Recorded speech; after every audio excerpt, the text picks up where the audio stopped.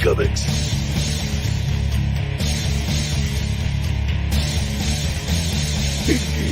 Comics.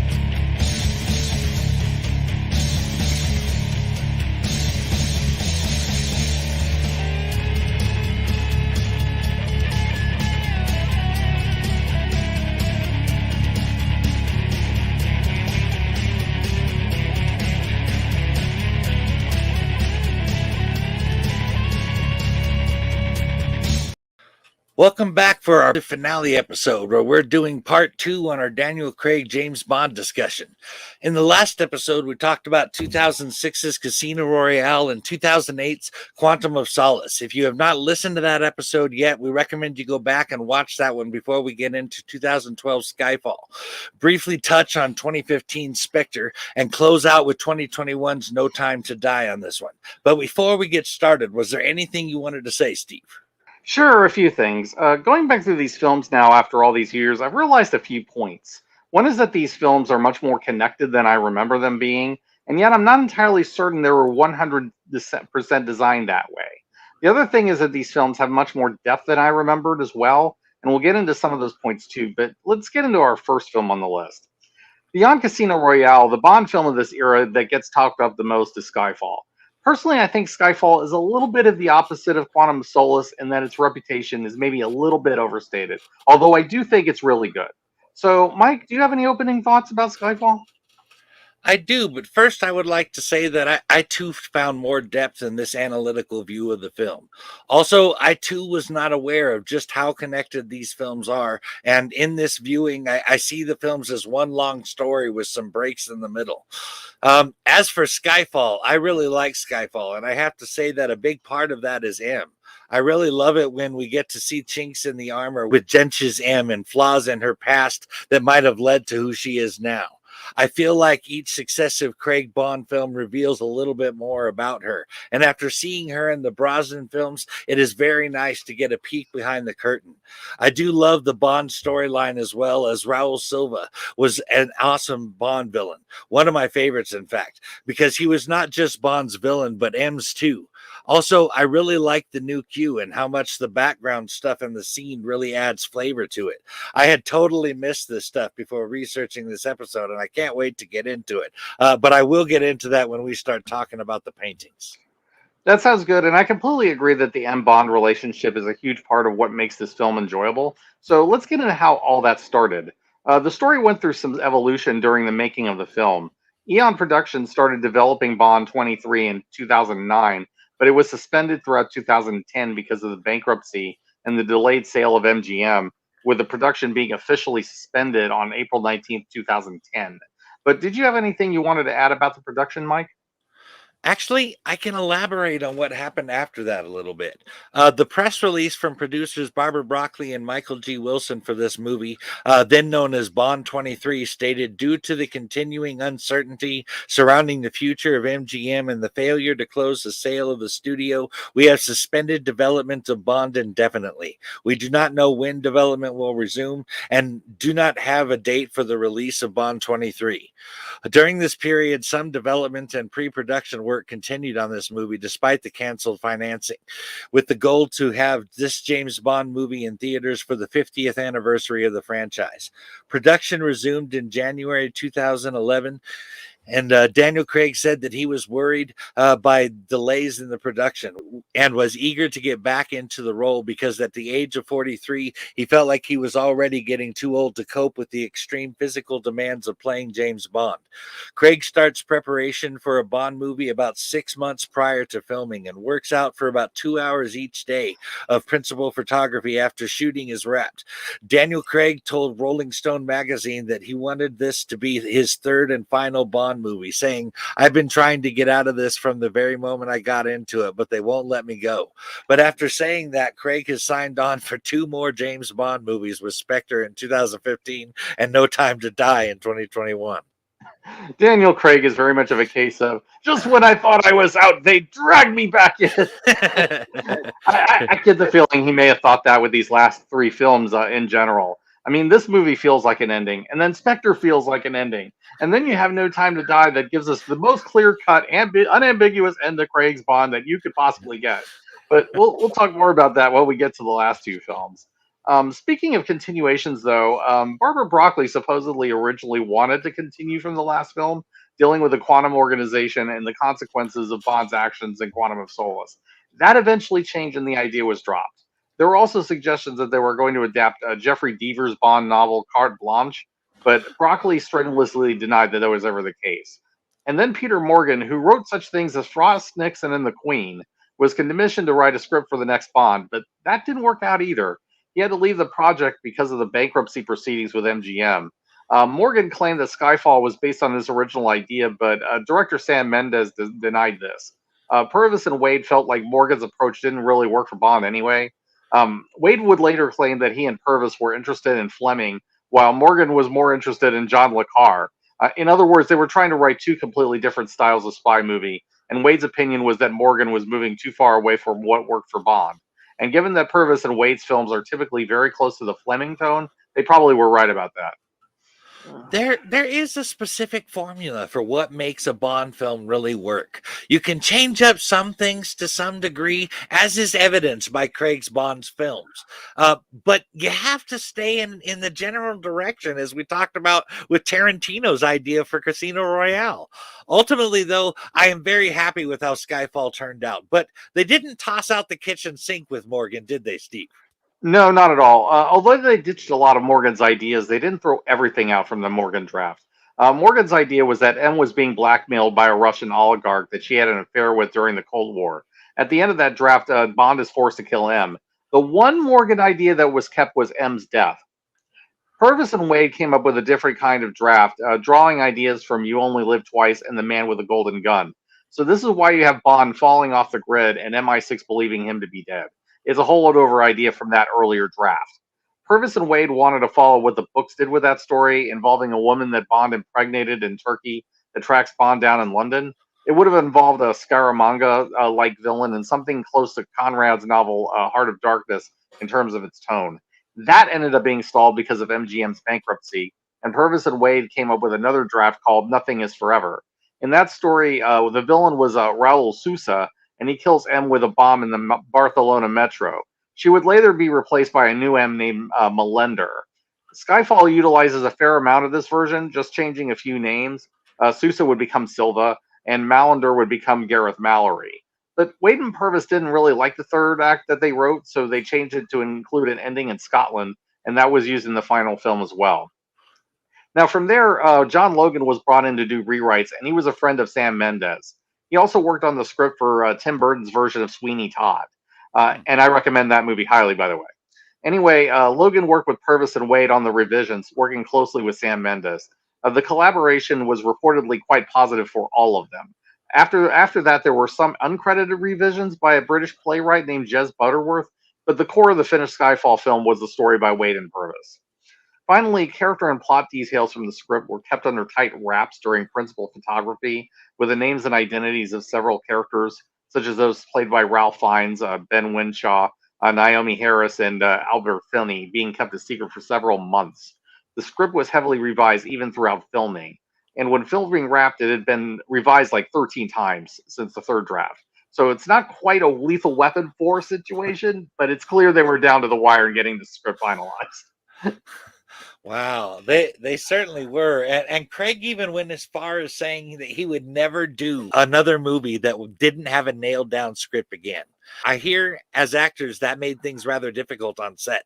Numerous cast members playing smaller parts in the movie never even received a script with which to work from, due to the production's strict secrecy protocols, so stringent and tight that they reflect real life intelligence espionage.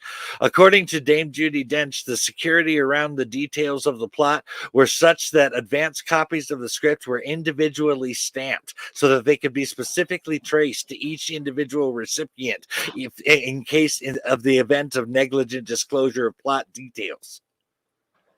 Right, and some elements were in flux with all the revisions, including the title.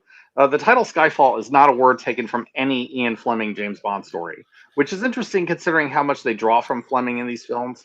If it sounds a bit off the cuff, that's because it was. Screenwriters Neil Purvis and Robert Wade thought up the title Skyfall at 2 in the morning. Purvis and Wade explained this by saying, we needed a haunting place name. I just plucked it out of the air, and it turned out to be something that struck a chord with the filmmakers, unquote. This is the only Bond movie where Purvis and Wade provided the title. Is there anything else you wanted to add about the production, Mike? Actually, yes. But I just want to add one quick note, real quick. Chicken Little had to come up in that conversation somewhere. Yes, this marks the 10th anniversary of Greg Wilson and the James Bond film franchise. The movie also marks the milestone of Greg being the first third generation member of the Broccoli and Wilson family to achieve a senior producer credit in the franchise, specifically that of an associate producer. Greg is the son of Michael G. Wilson, who is the stepson of co-founding producer Albert R. Broccoli. Greg's first credit in the franchise was as a development executive on Die Another Day in 2002. Greg was also an assistant producer on Quantum of Solace from 2008. James Bond has always been a family business, and I'm sure it will be even after Barbara Broccoli and Michael G. Wilson end up moving on. So, since you mentioned the name Greg Wilson, I can't help but wonder if Greg Beam from Quantum of Solace was named after Greg Wilson. The name Greg is even spelled the same way for both with an extra G. Could be a coincidence for all I know, but I thought it was interesting. It certainly could be. That sounds like the kind of thing they would do. Like, there have been times where various cast and crew members were added on to news reports and things like that. So mentioning Greg Wilson offhand like that makes perfect sense. But if we could switch over to stunts for a minute. Daniel Craig performed many of his own stunts, including the signature rooftop fight on top of the moving train traveling at 31 miles an hour in the opening sequence. Producer Barbara Broccoli has said Daniel contributes a great deal to designing the action and the fights in particular, and he's the one who really pulls it off because he wants to do as much of it as he possibly can.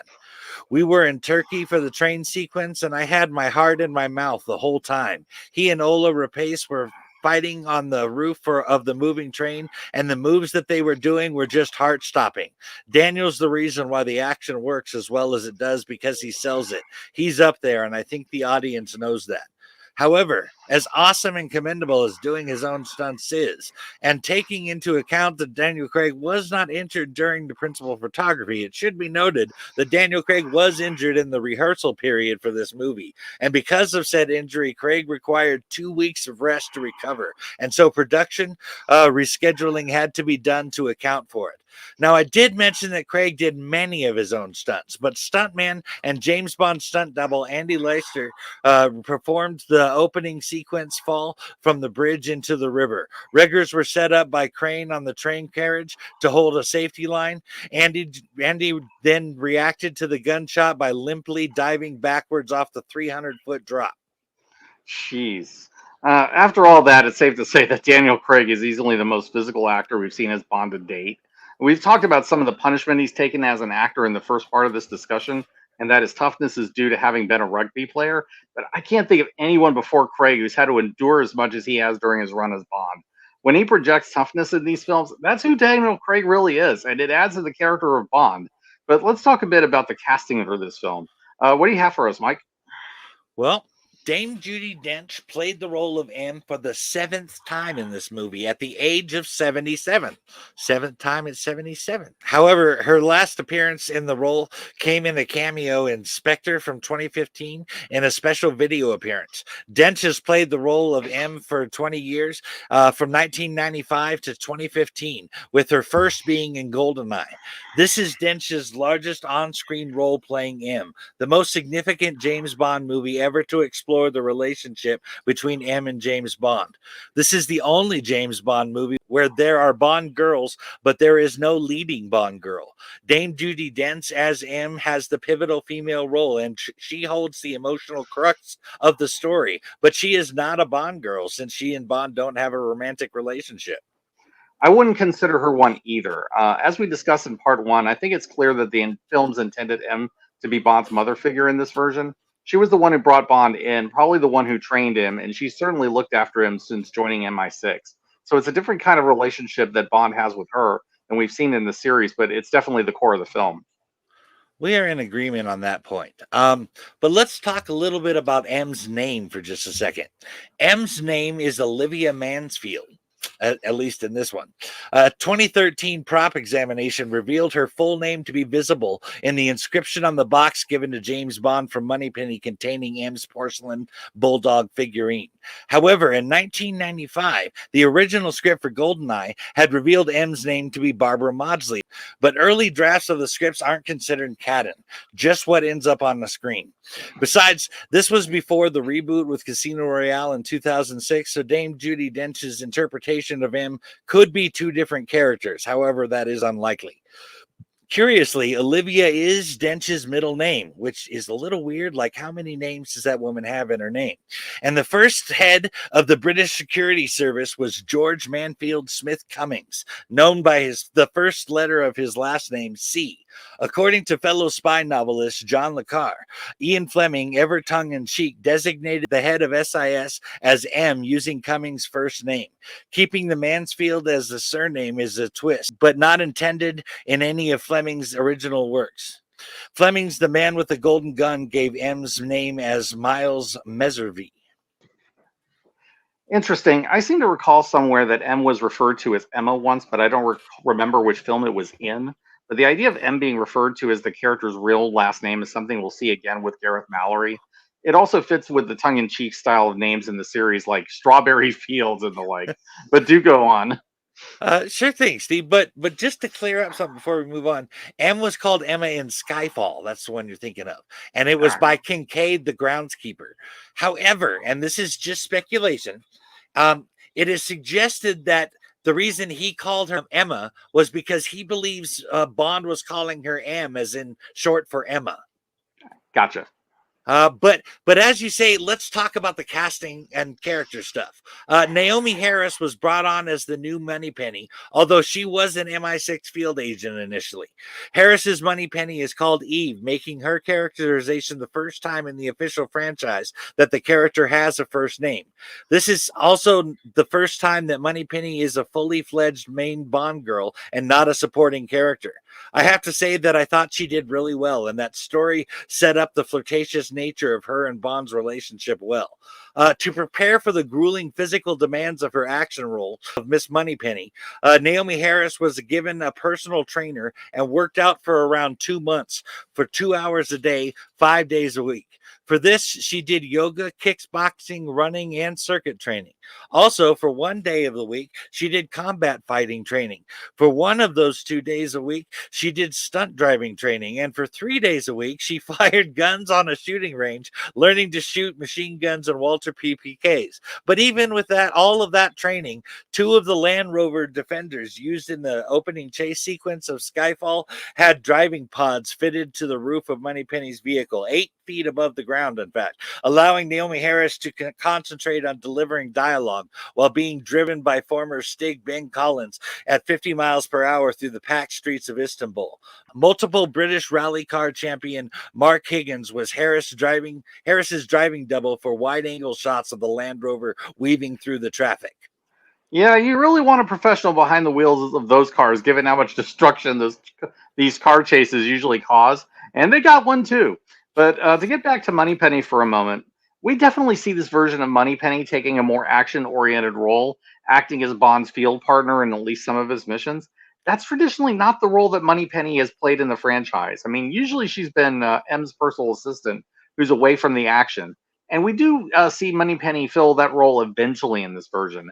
But the way that she's introduced here is as more of a secondary action heroine, fighting alongside Bond before settling into her usual role. And even then, she's a field-capable agent when she needs to be. I don't have a problem with any of that, but it is a notable shift for the character. It is a very noticeable shift in the character, and one that I actually like quite a bit. I think Moneypenny is a much cooler character as someone who was a field agent but found herself better suited for office work. In my head, that adds to her fascination with Bond, as he's not only a field agent but one of the best. But let's switch over to the new Q. Ben Whishaw was brought on to play Q, and him taking the role marks the first time that Q is younger than James Bond.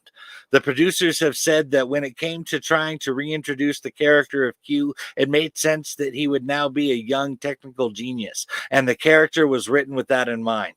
Wishaw's Q has been likened to that of a computer genius types like Jack Dorsey or Mark Zuckerberg. Coincidentally, Wishaw has said he doesn't even own a computer. But there is some stuff going on in the background that is revealing about both Bond and Q. The painting that Q and James Bond view at the National Gallery is The Fighting Temeraire from 1839 by J.M.W. Turner. His best known painting, it depicts HMS Temeraire, one of the last 98 gun second class warships, which had played a distinguished role in the Battle of Trafalgar in 1805. In 1838, it was decommissioned and towed from Sheerness to Rotherhithe to be broken up for scrap. Turner's main motive of the painting was to evoke a sense of loss in the demise of a ship that had once seen great glory. It is evocative of this movie's theme of the aging warriors of James Duty Gents, and Bond, who is touched on again in M's quoting of Tennyson. We are not now that strength which in old days moved earth and heaven. That which we are, one equal temper of heroic hearts, made weak by time and fate, but strong in will, to strive, to seek, to find, and not to yield. Q says that the painting always makes him feel a little melancholy, a grand old warship being ignominiously hauled off for scraps. He sighs and says the inevitability of time, don't you think? So while that painting depicts HMS Temeraire being towed for scrap and mimics Bond himself as an aging and broken warrior being retired, at the end of the movie, when Bond is talking to the new M, there is another painting in the background. This time, though, the painting depicts the Battle of Trafalgar with the HMS Temeraire in her prime. This symbolizes the return of 007 back in prime condition. True, and everything old becomes new again, as we see, and that's a really great observation. Although I think they're talking about the relevance of the 00 branch in general as well, as the question of their longevity becomes a huge plot point in the Mendes films. But to get back to Q for a minute, while I think Wishaw does a good job as Q in these movies, I'm a bit torn about this interpretation. I admit some of that is that Desmond Llewellyn is so difficult to replace after he's been in the vast majority of the films from Connery all the way to Brosnan. And there are elements of the Llewellyn version in the Wishaw character, like his irritation with Bond constantly destroying all of Q's equipment. At the same time, I feel like Llewellyn's Boothroyd comes across as a tougher character than you'd expect from a typical tech genius. Like, he did his share of fighting in the field before taking over Q Branch, which is something I find interesting about him. Wishaw's Q seems to miss that a bit, and he feels more like a typical computer genius without that. But I think you had something to say about Q as well with this scene. I do, actually. There is some insight into Q in that scene via a painting as well. But you need a bit of their conversation for context. Bond and Q get into a mild debate over new versus old and the necessity of each other's place given that situation. Bond says that he must be joking about being Q because he still has spots, or more plainly, he is very young. Q says that his complexion, or rather his age, doesn't have anything to do with it. But Bond suggests that it does say something about his competence. Q retorts, age is no guarantee of efficiency, and Bond snaps right back with age is no guarantee of innovation. But Q posits that he can do more damage on his laptop sitting in his pajamas before his first cup of Earl Grey than Bond can do in a year in the field. But occasionally a trigger has to be pulled, or not pulled, as Bond points out, and it's hard to tell which in your pajamas. And with that, they seem to have an understanding, and they properly introduce themselves and begin. But you'll notice the painting behind Q is Joseph Wright of Derby's, an experiment on a bird in the air pump from 1768, featuring a natural philosopher, a forerunner to modern scientists, demonstrating and experimenting to curious onlookers. This fits Q's role as scientific research and development for SIS, MI6, and 007. The painting is also well known for its use in the cover of Mary Shelley's Frankenstein, a scientist and an innovator. And a mad scientist. But all those are fair points. And I don't really have anything to add on the painting beyond what you said. I think you covered it well. Although I will say that the scene deconstructs the traditional Q scenes that we've seen in earlier films. They poke fun a bit at the watches that have a special function, with Q issuing very basic things that are more realistic, a gun and a radio. Which is funny because the next film, they go straight back to gimmick watches and tricked out spy cars. But they do seem to like the subverting the typical Bond tropes in this film, at least. Anyway, I believe there was another character you wanted to discuss, Mike. There is actually, and you might find this interesting. The role of Skyfall's caretaker, Kincaid, was given to Albert Finney, who I thought did an excellent job. But check this out: the role was originally intended for Sir Sean Connery. Producers Barbara Broccoli and Michael G. Wilson wanted Connery to come out of retirement to make a surprise cameo. However, director Sam Mendes told the Huffington Post that he thought that having Connery do that was problematic because it would take you out of the film. In his words, Connery is Bond, and he's not coming back to play another character. And trying to get him to do so would only be a distraction. I can fully understand that. It's kind of like how Tom Baker came back to Doctor Who for the 50th anniversary special in the role of the curator, at his request, by the way. Even when he's not technically the Doctor, you just see him as the Doctor because he owns the role so completely, even after he's visibly aged. It's just doubly so with Sean Connery, who just is so completely Bond that you're not going to look past that. There are ways to use that to your advantage, like we saw in Indiana Jones and the Last Crusade, where Connery plays Indy's father. But here it's possible that that could have taken people out of the film. So I'm glad they ultimately went with someone else, even if a Connery appearance would have been cool. But let's turn our attention to the villain of the piece. Mike, did you have anything you wanted to say about Silva? Yes, I do, Steve. Javier Bardem was brought on to play Raul Silva, born Tiago Rodriguez, an ex MI6 operative turned cyber terrorist. Javier Bardem described his character as an angel of death, a very clean-shaven person who happens to be rotten on the inside.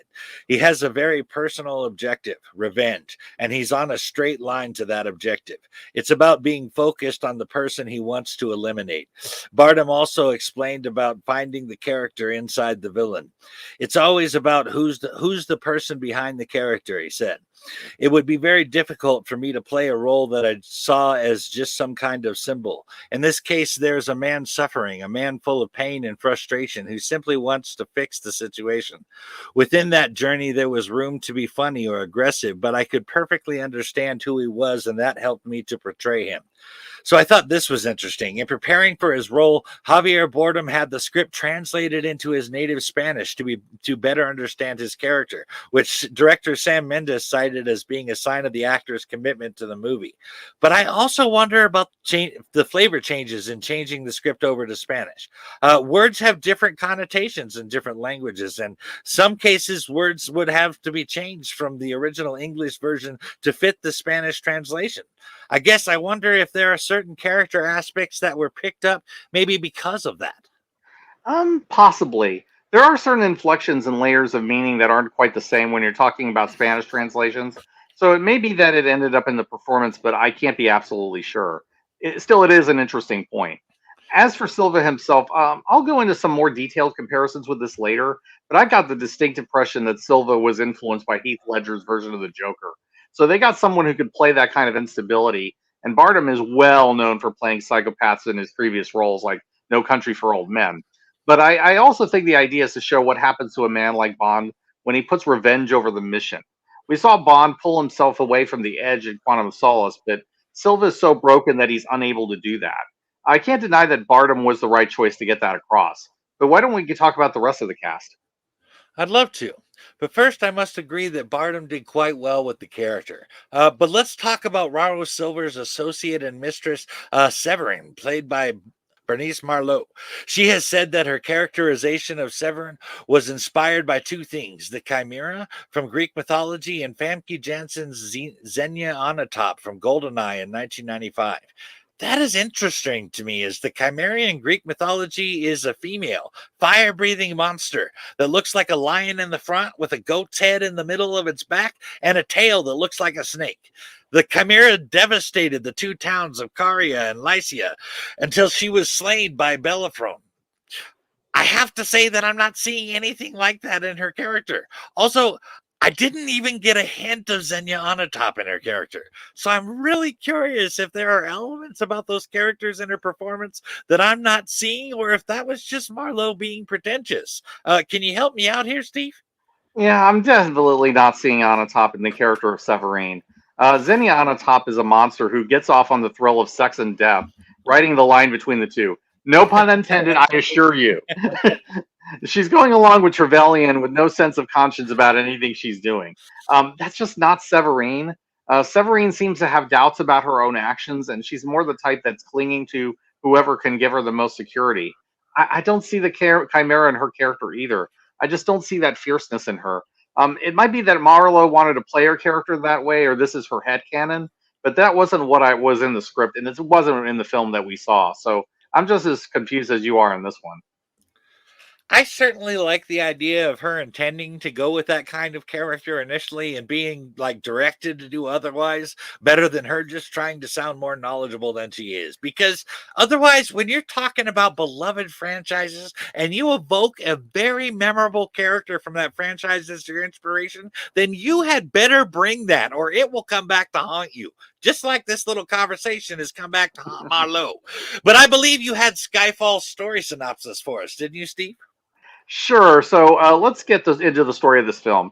The cold open begins with Bond and Moneypenny chasing after a mercenary named Patrice.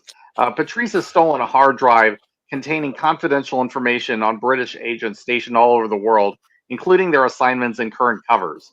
M orders Moneypenny to shoot Patrice, even though it endangers Bond to do so. She fires, and Bond falls into a river, after which he's presumed dead. Meanwhile, M is under investigation over the loss of the hard drive, and eventually MI6 is under official microscope. A government official named Gareth Mallory gets involved, and he's initially skeptical about whether MI6 is still fit for service. MI6 servers then end up getting hacked, and after a taunting electronic attack, MI6 headquarters explodes. Up until this point, Bond was living in quiet retirement and playing dead, but the attack on MI6 headquarters convinces Bond to come back. M agrees to reinstate Bond if he can pass required tests. Bond fails all of them, but M reinstates him anyway, even over Mallory's objections, because he's her most trusted agent. Bond meets with the new Q, who ends up giving Bond two pieces of equipment, a gun and a radio. Bond finds Patrice again, but not before he kills somebody. But Bond is still struggling from months out of service, and he kills Patrice before he can talk. Bond then follows a lead in Shanghai, and he teams up again with Moneypenny. They find a casino token leading to a casino in Macau. After he arrives, Bond meets Severine, who turns out to be a former sex slave who works for Raul Silva. So Bond seduces Severine, and she agrees to lead him to Silva in the hope that Bond can free her from Silva. So she arranges for her and Bond to go into an abandoned island base that Silva is operating from. This doesn't turn out well for either of them. Bond is captured and interrogated, and Severine is killed in front of Bond. It then turns out that Silva is a former MI6 operative who set up the attack on MI6 headquarters. But Bond alerts reinforcement with Q's radio, and Silva is captured and sent to detention in a London facility. While there, Silva's motivations become clear. He hates M for leaving him to die, much as she did with Bond. He was disavowed, Silva was, and left to the Chinese government, who tortured him. He was also disfigured after attempting to take a cyanide capsule. But when they try to get into Silva's laptop, it triggers a program that allows Silva to escape. Bond and Q conclude that Silva arranged to be captured so he could get close to M and kill her. So this leads into a chase in the London Underground, while Silva tries to reach M, who is testifying before the British Parliament. Bond saves M before Silva can kill her, and they escape in Bond's Aston Martin DB5. Bond decides to arrange an electronic trail with the idea of luring Silva into a trap. The trap is set at Bond's old estate of Skyfall in Scotland, where Bond and M team up with the groundskeeper Kincaid. They set a series of traps, but Silva's able to get through them, and he manages to reach M and Bond. Bond is able to kill Silva with a knife to the back, with M dying in Bond's arms. After this, Bond returns to MI6, and Mallory accepts the post of the new M. Once again, an excellent story synopsis, Steve. So I'd like to talk about the famous gun opening scene from the Bond franchise and the distinct lack of it at the beginning of the first three Craig Bond films. The gun barrel sequence was reshot specifically for this movie, as it was in the previous movie. According to Sam Mendes, there was an attempt to put the gun barrel walk before the pre-title sequence, but it did not work out artistically. It was put at the end of the movie so as to be able to mark the golden anniversary of the franchise with Bond's 50th anniversary logo. Daniel Craig is also the first actor to film 3 different gun barrel sequences, which depicts Bond wearing different suits and having different stances as he shoots.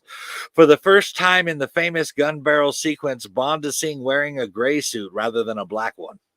I can't imagine these movies without the gun barrel sequence, so I'm glad they were finally able to find some way to make it work in this film. So from here, I'm going to say something that may be unpopular with a lot of fans of this movie. Sorry, but I hate the opening theme of Skyfall. Hate it.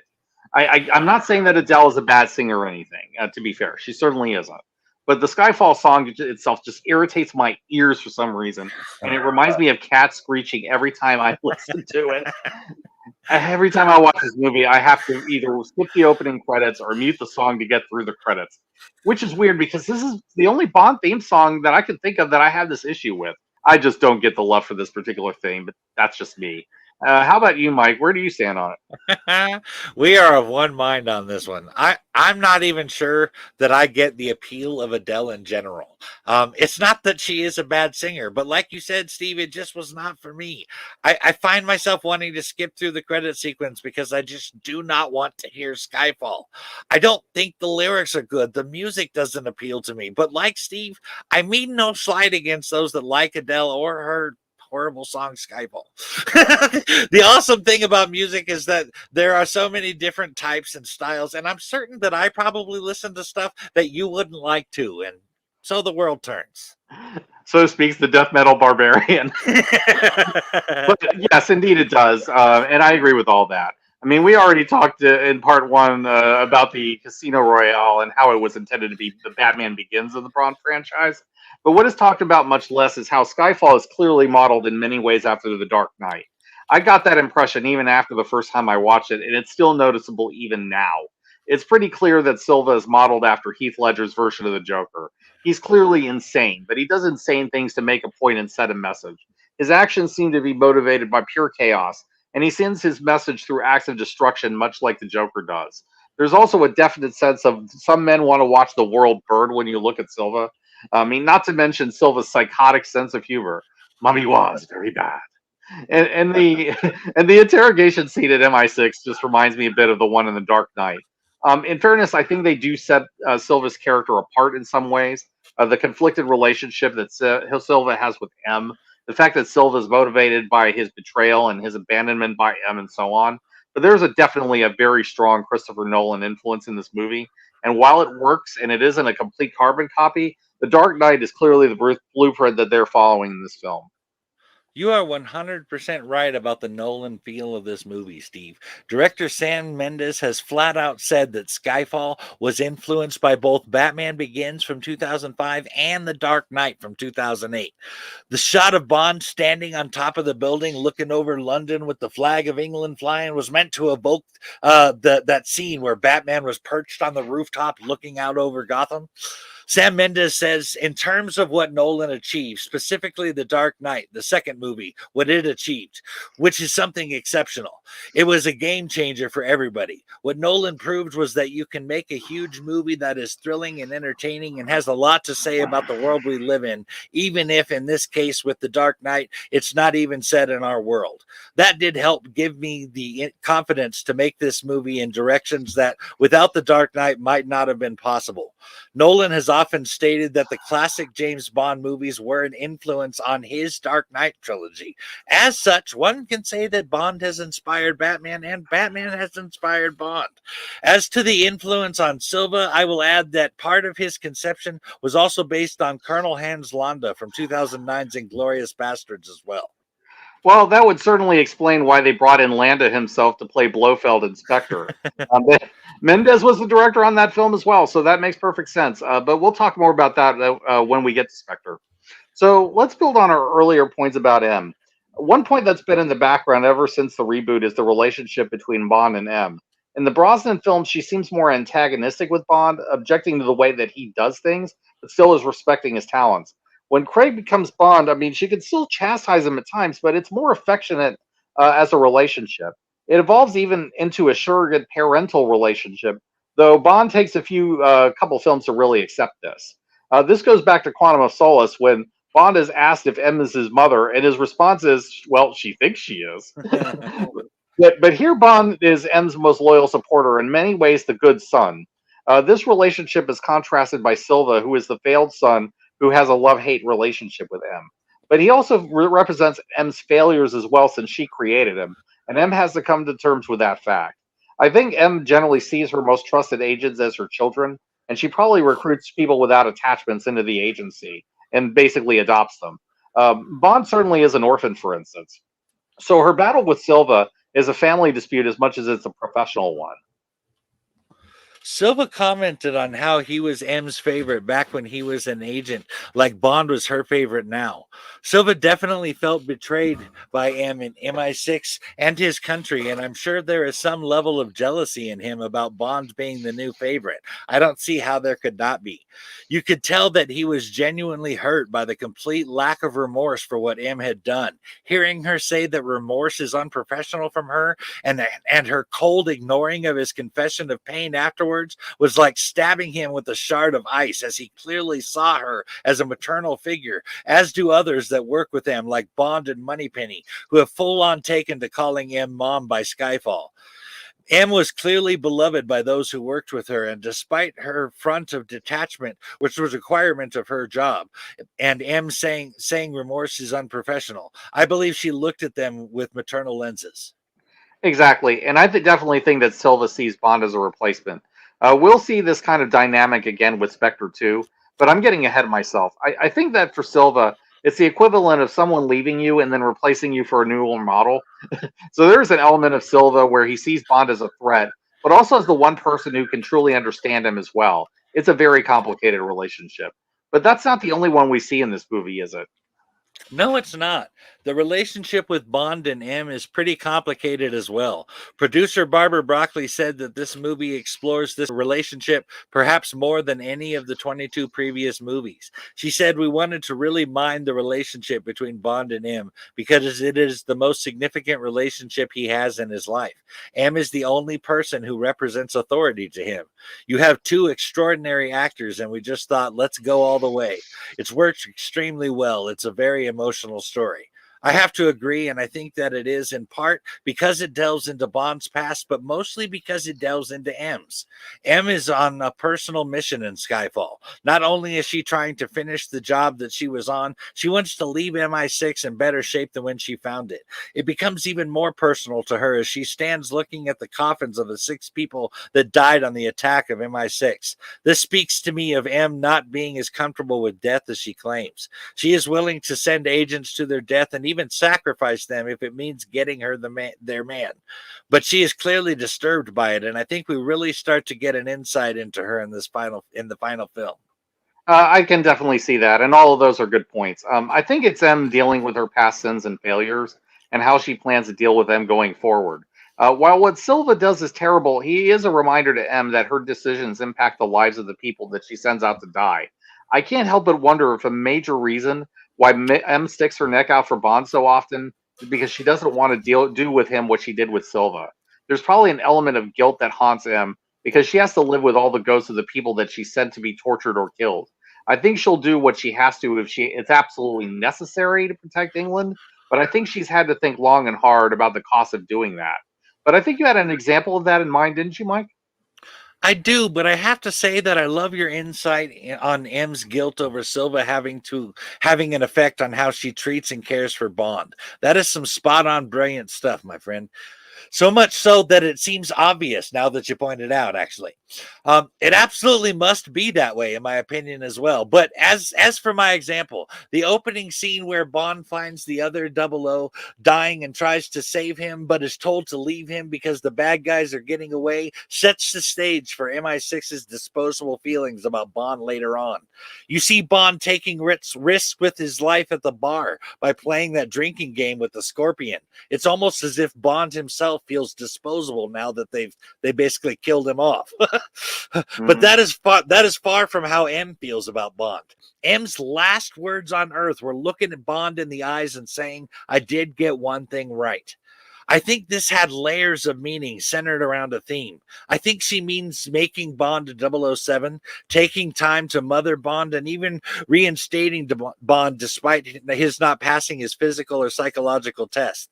But I think her meaning is revealed to be even deeper by her willing her personal Union Jack Bulldog to Bond. I can't help but think of Moneypenny's line that Bond looked like an old dog with new tricks.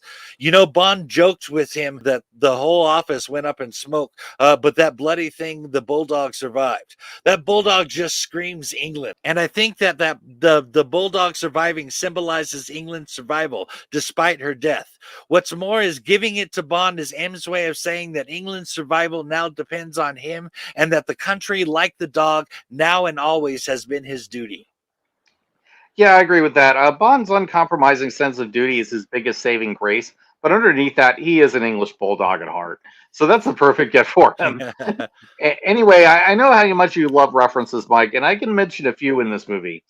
In the end, even though it has the grounded tone of the Craig films, Skyfall is very much a love letter to Sean Connery. This is most notable with the return of the Aston Martin DB5, which is probably the most iconic car in the series. There's even a shot at one point with Daniel Craig standing with the DB5, echoing a classic shot with Connery in the same car in Goldfinger. Setting the location with Bond's old home in Scotland is likely another offhand reference to Connery, who is Scottish. I'll also point out that Ralph Fiennes as M looks much like Bernard Lee, who was M in the Connery era films. So before we go on, Mike, did you have any other thoughts on Skyfall? Actually, I do, but before I get into it, I have to comment on a couple things you said. Skyfall touches on James Bond's Scottish ancestry with Skyfall, as you noted, but the Connery connection actually goes back to 1962 from Fleming himself. Check this out. Bond's family history was created by Ian Fleming in the Bond novel On Her Majesty's Secret Service. Fleming was inspired to add the backstory of Bond's Scottish genealogy into the book after seeing the character played by Sir Sean Connery in Dr. No. Secondly, Skyfall marks the first time in the Ian Productions franchise the first and last name of M, Gareth Mallory, is revealed, albeit before he becomes M. Bernard Lee's M's first name, Miles, was spoken aloud in The Spy Who Loved Me from 1977, and his successor, Robert Brown, has been confirmed by producers to be the same Miles and not Admiral Hargreaves, played by Brown in The Spy Who Loved Me from 1977, as some fans believe. Huh. Interesting how the books and the novels feed into each other. You'll sometimes see that with long running series where the creator is influenced by the adaptations. But it's interesting that Mallory is not meant to be the same character as Bernard Lee's M, even though there are some surface similarities between the two.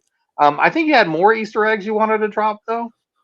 I do, Steve. Being that Skyfall released in 2012, it marked the 50th anniversary of the film franchise. For that reason, there are several homages and references to the old movies in Skyfall beyond those you referenced there. For example, when James Bond gave the metal pieces of the bullet that was fired at him to that agent, he said, "For her eyes only." Bond was talking about M, but this was an obvious reference to For Her Eyes Only from 1981. The handprint recognition gun grips were a reference to the gun used in License to Kill from 1989. The scene where Bond breaks into M's house is a reference to Casino Royale from 2006, even if M doesn't kill him like she said she would for doing it. The scene where Raul Silva challenges James Bond to a shooting contest was taken from the book The Man with the Golden Gun. The mention of Bond's parents was a reference to GoldenEye from 1995, and of course, Bond giving his iconic Bond James Bond introduction to a lady while in a casino wearing a tuxedo, and Q giving Bond a Walter PPK was a reference to those iconic moments in the first James Bond movie, Dr. No, from 1962. October 5th, 2012 was dubbed Global James Bond Day. It was created by the production to celebrate the 50th anniversary of James Bond film franchise as a promotional tie-in for this movie's release. But I believe there was a couple more references that you wanted to mention as well, wasn't there, Steve? Yes, there were. One notable point about Skyfall is that this is the second Bond film to feature an attack on the MI6 headquarters in London. The first was The World Is Not Enough from 1999. Similarly, a raid on MI6 countryside Blade and Safe House was seen in The Living Daylights from 1987. The film also references the Living Daylights with part of Silva's MO as disclosing and assassinating MI6 agents. So the Bond franchise isn't above making everything old new again, even if they did it in a different way. You know, now that you mention it, Skyfall has a lot in common with The World Is Not Enough. Both involve abduction victims left to their fate by M, who they view as a quasi maternal figure, and M is forced to deal with the consequences of her decisions when said victims want revenge. They are also the only James Bond movies where M is actually part of the story rather than just giving Bond his briefing and sending him on his way. Both feature scenes in Istanbul, Turkey, as well as a chase scene in London, an explosion in MI6, MI6 being temporarily relocated, Bond recovering from a shoulder injury sustained in the teaser, the introduction of a new Q, a female lackey who is terrified of her male terrorist employer, Bond being held captive in a chair by the big bad using Bond to get to M, Bond pursuing a villain underground, a helicopter destroying Bond's car, Bond using gas to blow up the helicopter, and the big bad guy being impaled by a metallic object. Those are some good pitches there. That's indisputable. Given how much we know that the Bond franchise likes to take discarded ideas and rework them, though, I'm not surprised that Skyfall took some cues from The World Is Not Enough. And it should be noted that Judi Dench was M in both films, adding an even more concrete connection between them. So, anyway, to get back to Skyfall, were there any deleted scenes worth bringing up? Actually, there were, but there almost wasn't. Just prior to post production lockoff, about 10 minutes of footage were cut out of this movie due to the extensively long running time. These scenes and sequences include irrelevant bits from what I can tell from viewing them. MI6 agents after the MI6 headquarters explosion, a funeral procession for MI6 agents, Severine at Shanghai International Airport, an M and Mallory scene, early scenes with M's assistant Vanessa, Bond running through Regent's Park, scenes involving Severin's activities. There was actually one scene I can't believe was ever even filmed. But when Bond is driving into Skyfall, she farts in the back seat, and when Bond looks at her in the mirror, she says, "What do you want? A bloody apology?" I can't believe that was even filmed. But I will say that Judi Dench's response to that is great. I agree. Those scenes were probably cut for time. I don't feel like we lost anything too significant, or at least nothing that changes the story too much from the scenes you've listed. I mean, there's some nice scenes in the deleted footage that I've seen, but no significant additions that contribute to the story in any way. Certainly nothing that feels lost because it wasn't included. But it turns out that Bond's popularity ended up being useful to the British government. Can you talk about that, Mike? I can actually. So a few days after this movie debuted in Britain, the real MI6, the Secret Intelligence Service, took out a full-page advertisement in the Times and the Sunday Times, running with the headline, "If the qualities that make a good spy were obvious, they wouldn't make a very good spy." The aim of the ad was to debunk the legend and mythology associated with movie fiction spies, like James Bond in this movie, saying that real-life spy work is not high-speed chases and shootouts. An average spy is not a globe-trotting secret agent, and that psychological profiles of real-life agents show that they are actually far more ordinary.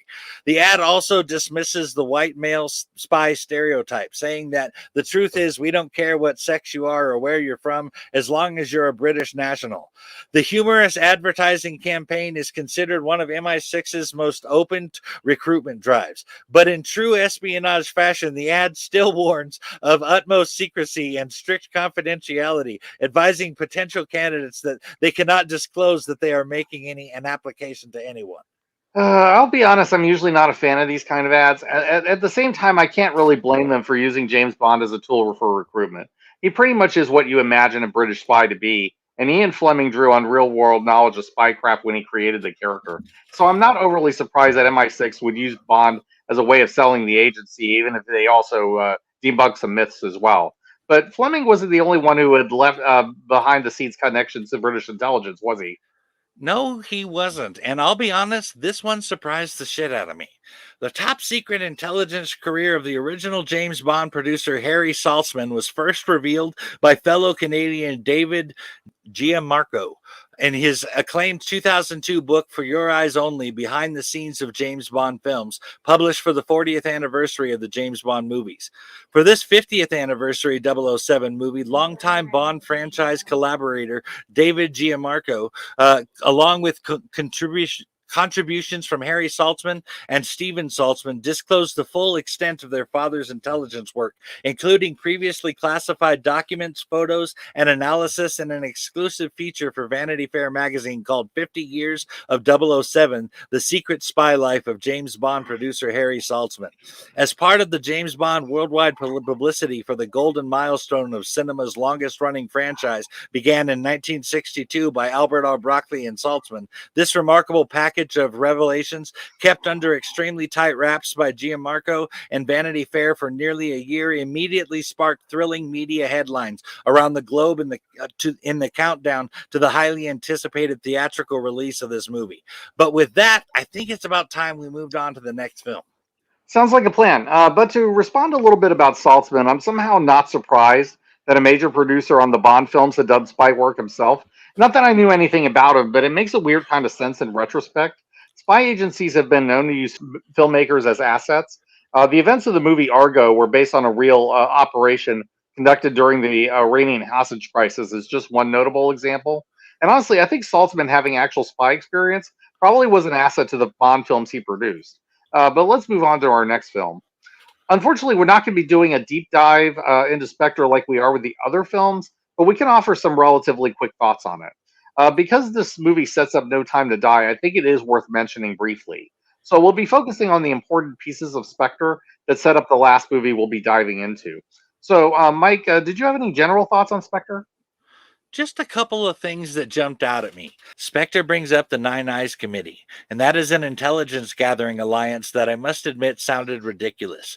The idea that intelligence agencies would share all of their information with each other doesn't sound like a thought that would ever be entertained.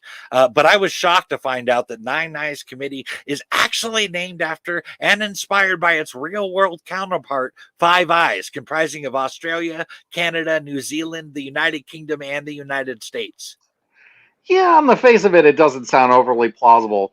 There are times you'll see countries cooperate and share information, but usually it's not to the levels that we see in the Nine Eyes program. But if it does have real world precedent, then I guess that makes sense.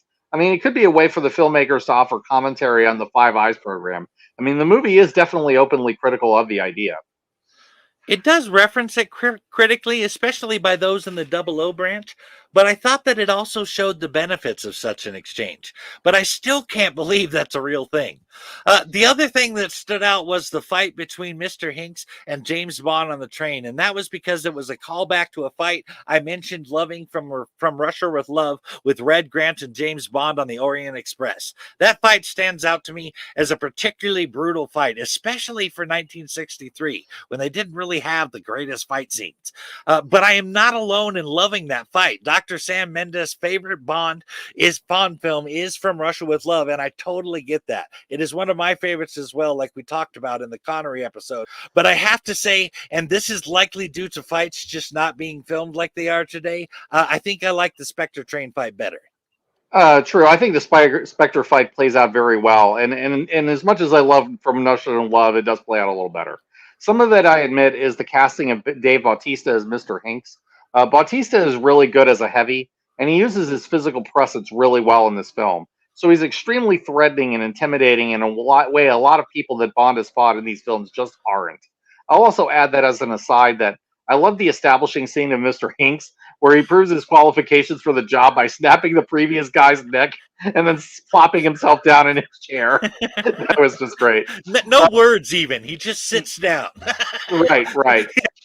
But let's move on. No Time to Die relies on Spectre for setup in a few different elements. So let's talk about those. Firstly, a brief summary of Spectre. This film revolves around Bond as he performs one last mission for the late M, played by Dame Judi Dench. The trail leads to Venice, where there's a meeting behind the criminal organization that's been pulling the strings behind the last three films. That organization turns out to be Spectre, and the man behind it is revealed to be Ernst Stavro Blofeld. The film also reveals that Blofeld was Bond's adopted brother. Bond was adopted by Blofeld's father, and Blofeld killed him for it, the father. Bond gets a lead on the location of Mr. White, who was an agent of Spectre, until he had a falling out with Blofeld over his methods.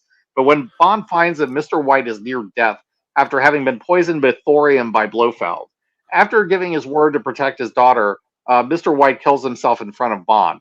Bond then locates Mr. White's daughter, who turns out to be Dr. Madeline Swan, who's working as a psychologist. Um, Bond and Madeline eventually fall in love, though she has reservations because she knows what the life of an assassin does to people like Bond. In any case, she helps lead Bond to Blofeld, and Blofeld's plan is to control information through mass surveillance, and this plan is exposed and defeated. Bond is tempted to kill Blofeld, but he leaves him alive instead, and Blofeld is arrested and detained by Mallory. That is a good summary. I will add a bit to that, though, in a rickety bridging fashion to No Time to Die. Um, I'm not sure how Blofeld managed to survive the destruction of a Saharan crater facility, much less with only one severe wound to the right side of his face and his right eye, but he did. I'm also not sure how or at which point Blofeld was captured after his miraculous survival, but he was captured, and that is why we see him incarcerated at HM Prison in Belmarsh, United Kingdom. Another thing I can't figure out that you need to know before going into No Time to Die is that sometime after Blofeld's right eye was damaged, it was replaced with a sophisticated bionic prosthetic. The device paired with a second ocular prosthetic worn by his proxy, Primo, aka Cyclops, and was capable of recording, storing, and broadcasting both audio and visual data, enabling Blofeld to continue leading Spectre from his high security cell and explaining why he appeared to be talking to himself the whole time. Apparently, Blofeld had the right eye of this set, and Primo had the left eye, but we don't know when he got his either. As we saw in the case of Primo in Italy, the prosthesis was removable, and with enough force, could be dislodged from the eye socket and end up being on the streets of Materna.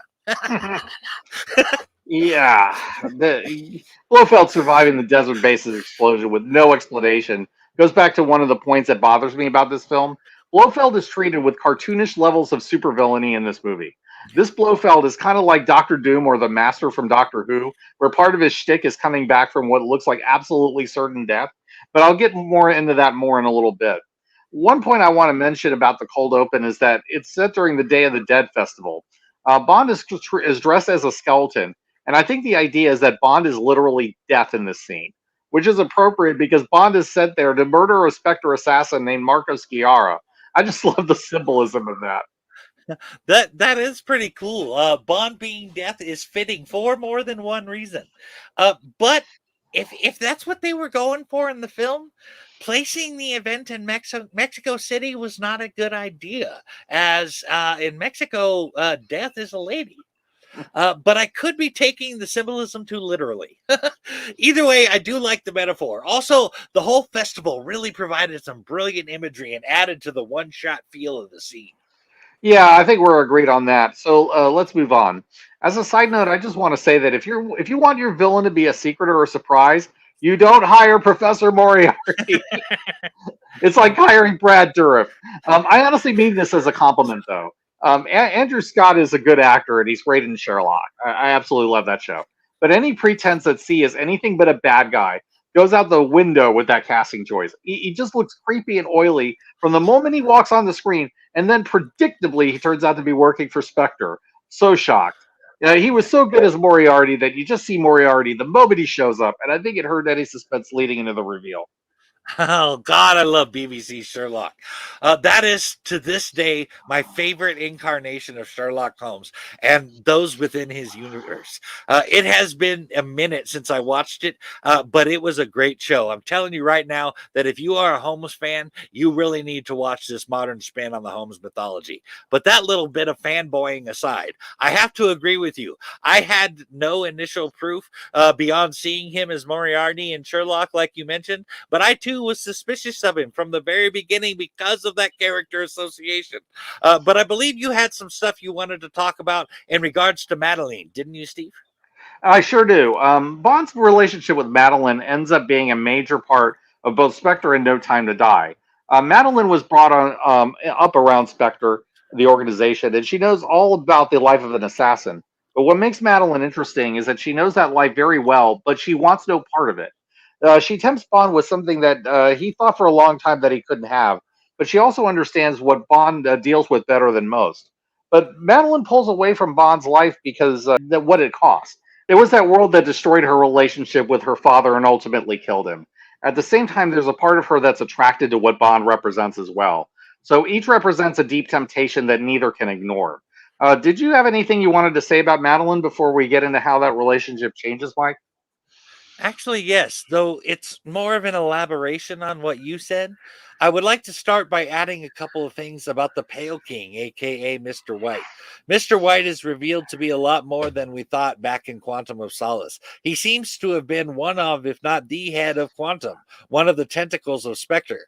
I bring this up because it plays a key role in the Madeline character. Growing up with Mr. White as a father explains Madeline's reluctance to go anywhere near that kind of life.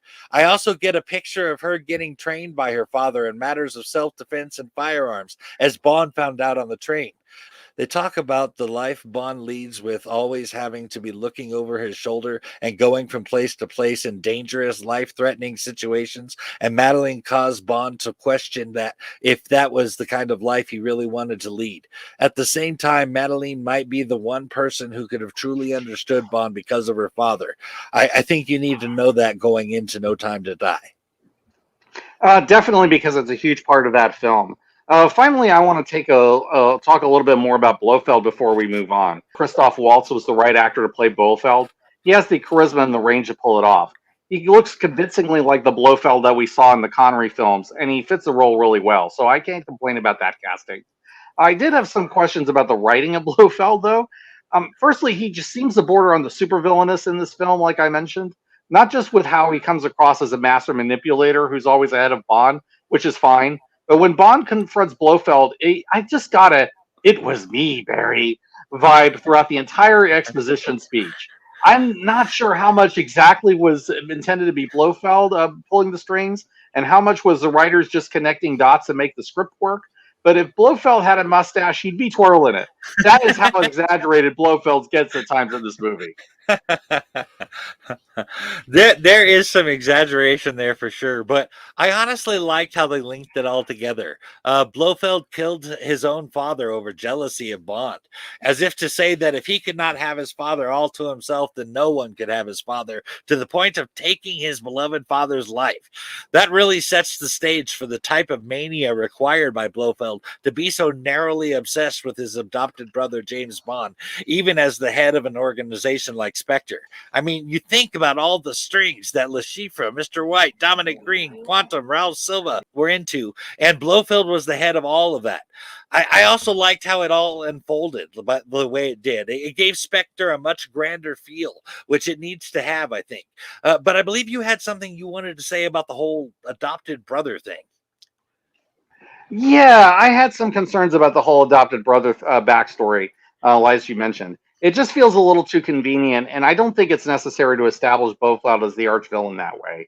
The previous Bond films that used Blofeld kept him mostly as a shadowy manipulator who saw Bond as an obstacle. But here they make it a lot more personal because I guess they have to, because he's the villain. I mean, they're trying to do the villains as friends first approach, to quote Mark Wade. And that's not always a bad way to set up a rivalry between a hero and a villain. But I'm not convinced that adding Blofeld to Bond's backstory makes a whole lot of sense. It just feels needless and tacked on to justify why Blofeld is so sadistic and vengeful against Bond. It's like they're trying to turn Blofeld into Eobard Thawne. But it's not a huge problem. I mean, it's just something that struck me. Mike, did you have anything to add before we move on to No Time to Die? Not much, but I will comment that Blowfield is very much Eobard Thawne, in my opinion, but like with a grander vision and in addition to his obsession. If Blowfield could go back in time and destroy Bond's life even more thoroughly, I believe that he would. But I agree that it is laid on pretty thick, perhaps a bit too much. But again, I liked it. That's totally fair, though I do agree that Blofeld would definitely go back in time to ruin Bond's life if he could. Anyway, thinking about it, I think my issues with exaggerating Blofeld so hard in Spectre is it's just that it tends to undermine the more grounded approach of the first three Craig films. So it's a bit off-putting when you go from that to full-on supervillainy in this film. But it's not bad in any way. It's just a bit of a tonal shift. But I think you had some connections you wanted to make, Mike. There are. The other thing I wanted to bring up is the overall connectivity of the Craig Bond films. Previous Bond films were only connected by characters and, for the most part, stood as standalone films. But The Craig films really need to be seen as a whole. 2008's Quantum of Solace picked up immediately after Casino Royale from 2006. Skyfall from 2012 picked up the loose ends from Quantum of Solace and helped to establish a backstory to both M and Bond. Spectre from 2015 again picks up right where the previous film ended and continues the same plot threads while linking all the films together up to that point even more. In Spectre, Madeline Swan mentions how a man came to her house once when she was a girl, and that man was in fact Safin from No Time to Die. She also mentioned how her father, Mr. White, kept a gun under the sink next to the bleach, and she used that gun in No Time to Die. Plus, M's death in Skyfall is picked up right up in Spectre. But with all of that out of the way, let's get into the final Craig Bond film. We can totally do that, though I will say that the connections between these two films are really well thought out. Anyway, No Time to Die seems to have a similar setup in some ways as Quantum of Solace. Much like Quantum of Solace, No Time to Die feels like a follow-up to Spectre. At the same time, it balances that out with the story this movie is telling, even if it builds on things set up in Spectre. According to series producer Michael G. Wilson, the narrative was always going to pick up with Bond and Madeline's relationship. And the question was when, he said. Fellow producer Barbara Broccoli explained there was a debate on how we continue telling the love story and explore the themes that we have become so pivotal across the Daniel Craig movies. Craig added, with No Time to Die, there was a strong story to finish off. Lots of loose ends to tie up, said Craig. I think we have managed to tell that story and get everything rounded up. I think that he's right about that. No Time to Die serves as a great conclusion to the ongoing story of the four previous films. But let's get into how the story was made, Steve. Sure, I'd be glad to. Neil Purvis and Robert Wade came back to map out the story that became No Time to Die.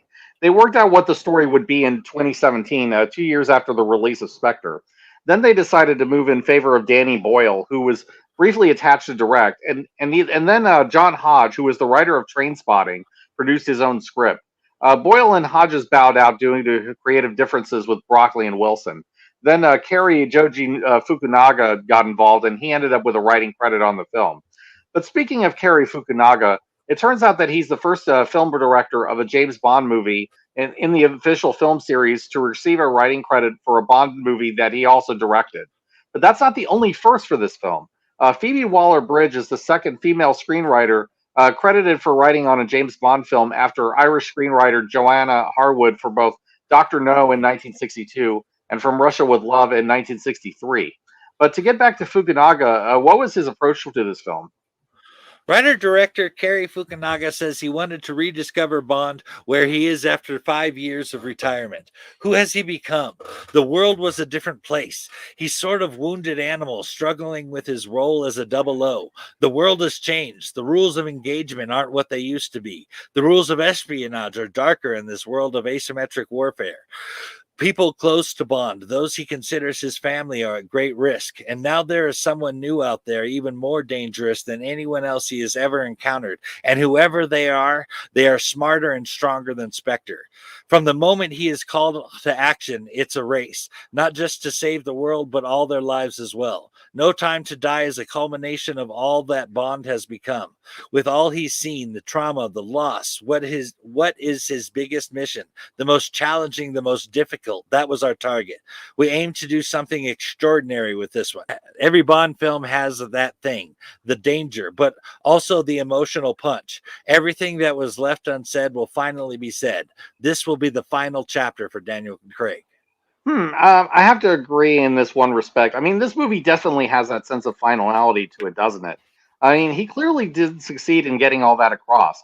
But let's get back to the process of making that script for a bit, and that means backing up before Fukunaga took over.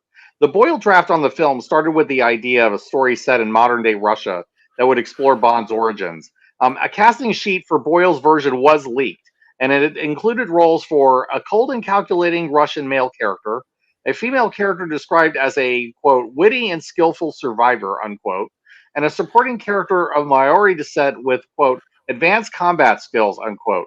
Looking at the last one, I can't help but wonder if Boyle was looking to cast a Temuera Morrison, who is Maori and definitely a good fighter. Tem Morrison would definitely have been cool to see in a Bond film, but I digress because it never happened. Also, the idea of Bond having a child was Boyle's idea, although this isn't unique to Boyle. I mean, we did see similar ideas in previous Wade and Purvis film drafts. At one point, Daniel Craig told GQ magazine that there were, quote, four versions of the No Time to Die script that came and went during the movie's development, unquote. Jesus. Yeah. There were also other writers attached. Scott Z. Burns and Paul Haggis also submitted uncredited drafts, but presumably their contributions didn't add much to the film. However, a more significant contributor was Phoebe Waller-Bridge, who was brought in at the request of Daniel Craig. Waller-Bridge was involved with the idea of developing the characters further and adding some humor to the script. But her most significant contribution was the character of Paloma, the CIA agent that helps Bond out in Cuba. The decision for James Bond to die was suggested by Daniel Craig all the way back in 2006. He wanted his Bond to go out with a sense of finality as a way of ending his tenure on a definite note. There was also a question of ending Craig's Bond with a certain level of realism and believability. According to Wilson, quote, the fitting way to deal with a situation where a person is risking their life all the time. Eventually the odds catch up with you, unquote. However, the trick was finding a good way to do that because Bond had already faced just about every conventional way to kill him that you can think of. So they decided on using Safin's bioweapon with the idea of creating a sense of tragedy to keep Bond apart from those he loves most. But without that out of the way, why don't you get into what happened on the production side of things, Mike? I can do that. Metro Goldwyn Mayer produces the James Bond movies, but does not generally theatrically release them. The agreement between MGM and Sony expired with Spectre in 2015. Originally, it was a two-picture deal with Casino Royale and Quantum of Solace for Sony to distribute, which then got renewed for two more films, starting with Skyfall in 2012. At the time of the theatrical release of Spectre in 2015, MGM was in discussions with three studios, which were believed to be Sony, Paramount, and Warner Brothers. Reportedly, it was stated that MGM was looking for a more lucrative deal and was looking to drive a hard bargain. In the end, Universal Pictures became the film's worldwide distributor on May 24th, 2018. But then the COVID pandemic happened, and the studio was hit with a wave of layoffs due to the pandemic. According to numerous reports, MGM was at least open to the possibility of unloading their James Bond crown jewel for the very high price of $600 million. It seems, however, that this was simply too high for for the Netflix and Apple streaming services. However, despite numerous reports, a spokesperson from MGM denied any streaming deal, saying, "We do not comment on rumors. The film is not for sale. The film's release has been postponed until April of 2021 in order to preserve the theatrical experience for moviegoers." MGM lost between $30 million and $50 million due to delays in releasing the film, adding to a financially difficult year. Another issue is where Bond producers Barbara Broccoli and James Bond Wilson would have to sign off on the deal, as they own the rights as of 1999. Ultimately, though, No Time to Die could quite possibly be the final James Bond film to be produced by longtime series stalwart Michael G. Wilson. At the Royal World premiere at the Royal Albert Hall, fellow producer Barbara Broccoli grabbed the microphone and thanked her half-brother, now 81, for his contribution to the James Bond film series. So this movie is an end of an era for more than just Daniel Craig. One thing I've always loved about the Bond films is that they're very much a family business created by people who truly love the character. Wilson achieved a good deal for the Bond series, and I have a feeling it won't be the same after this. But the movies will remain in the family, and that offers hope for the future of Bond as well. Anyway, we've talked a little bit about directors already, but why don't you get into the process of picking a director? Sure. Apparently, Broccoli and Wilson were all over the place with choosing who they wanted to direct No Time to Die. They considered 7 other directors before choosing Danny Boyle. In February 2018, Danny Boyle was established as the frontrunner for the directing position.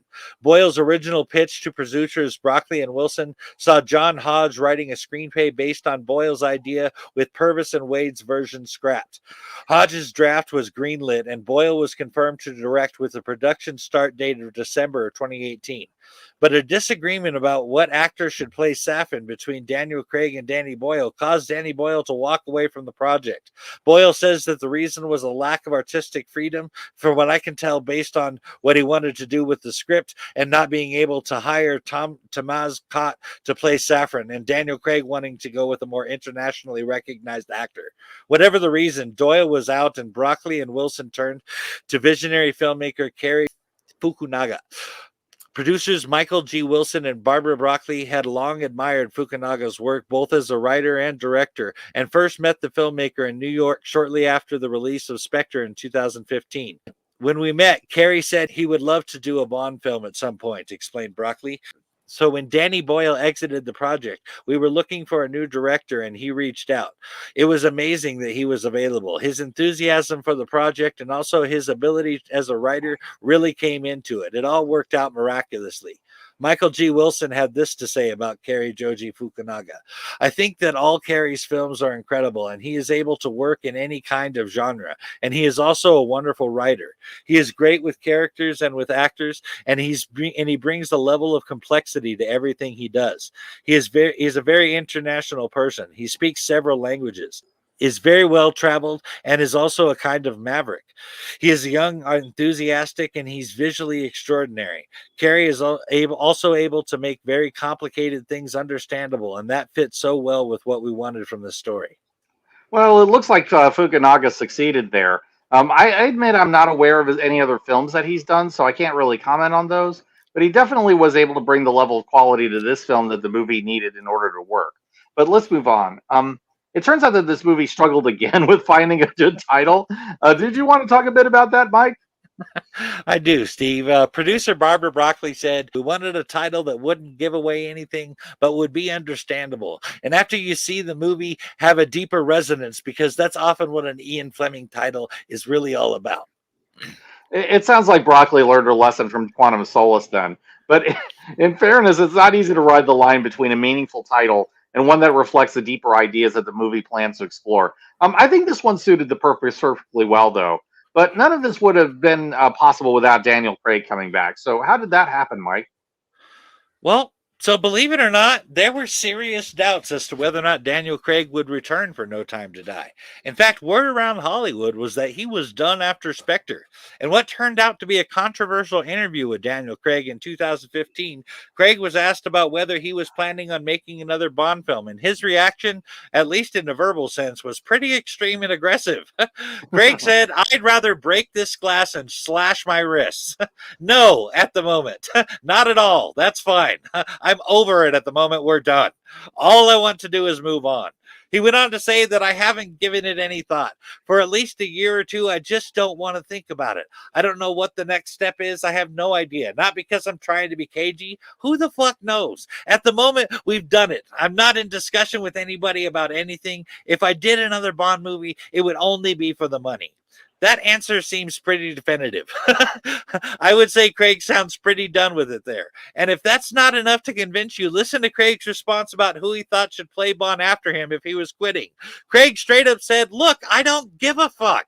Good luck to them. All I care about is that if I stop doing these things, we've left it in a good place and people will pick it up and make it better. Just make it better. That's all. That sounds very definitive to me. I have to say, it certainly sounds like Craig had reached the point where he was just ready to walk away from Bond and never come back. And he may have felt that way for a while, and that's why the last two films feel like they could have been suitable endings. I imagine coming back to do a film that his Bond can't come back from might have been part of the reason that he returned to do it beyond the money. Not to mention the physical toll of doing these films. But why don't you get into that? Oh, sure, Steve.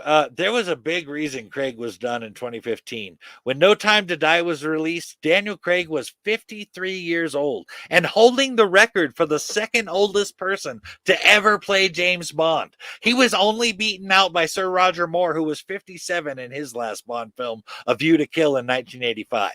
The other big reason he wanted to quit was also linked to his age, and that was because it was getting harder and harder to stay in shape for the role. He commented specifically specifically about having to be in great shape for the shots where he is shirtless, which they seem to do a lot of, according to Craig. But it was more than looking good that was the issue. Because of tearing his ACL in Spectre and the fact that he was getting on in years, Daniel Craig cut back on doing any dangerous stunts for No Time to Die. He had thrown himself into the stunts for several years, and it was taking its toll with his age ringing the bell. Craig said, I knackered my knee and had surgery. I've had my right shoulder reconstructed, my other knee operated on, and my thumb got hurt. This is actually referenced by 007 in No Time to Die when she says, you get in my way, I'll put a bullet in your knee. The one that works. But that says nothing about rupturing both of his calves during shooting Skyfall. Holy shit, man. Put simply, age and his above and beyond dedication had caught up with him. I did wonder where that quote had come from and what it was referencing, but that totally makes sense. I can totally understand, though, about not wanting to go through the physical demands of doing another Bond film after all that. It's not the years, it's the mileage, as Indy would say. That definitely seems to be the case here. Craig has taken more punishment on the Bond films than anyone else I could think of who's held the role. As tough as he is and as much punishment as he's been able to take, after a while the body just wears out after years of doing it. But they had ideas in place in case that Craig bowed out. So why don't you mention those, Mike? Sure.